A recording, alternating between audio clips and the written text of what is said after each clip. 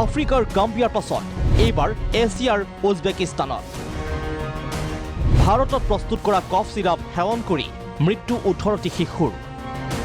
অভিযোগ অনুসৰি ভাৰতত প্ৰস্তুত কৰা কফ চিৰাপ সেৱন কৰি 18টিকৈ শিশুৰ মৃত্যু হৈছে উজবেকিস্তানত উজবেকিস্তানৰ স্বাস্থ্য বিভাগে উত্থাপন কৰিছে এই অভিযোগ উত্তৰ প্ৰদেশৰ নয়ডাত প্ৰস্তুত কৰা হৈছিল কফ চিৰাপবিধ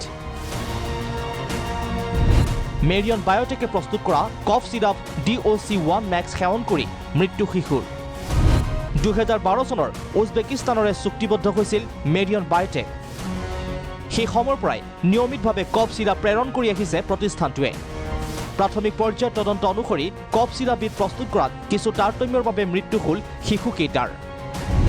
ইথিলিন গ্লাইকলৰ অৱস্থিতি পোৱা গৈছে DOC1 মেক্সত উজবেকিস্তানৰ স্বাস্থ্য মন্ত্ৰালয়ৰ অভিযোগৰ পাছতে তদন্ত ঘোষণা কৰিছে ভাৰত চৰকাৰে সাময়িকভাৱে কফ চিৰাপবিধ উজবেকিস্তানলৈ ৰপ্তানি বন্ধ ৰাখিছে চৰকাৰে উল্লেখ্য যে চিকিৎসকৰ অনুমতি নোহোৱাকৈ DOC1 মেক্স ব্যৱহাৰ হৈছিল উজবেকিস্তানত DOC1 মেক্স সেৱনৰ পাছতে বহু শিশু ভৰ্তি কৰোৱা হৈছিল চিকিৎসালয়ত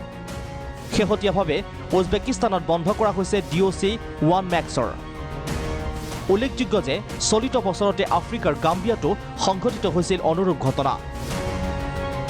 হাৰিয়ানাৰ মেইডেন ফাৰ্মাচিউটিকেলে প্ৰস্তুত কৰা কফ চিৰাপ সেৱন কৰি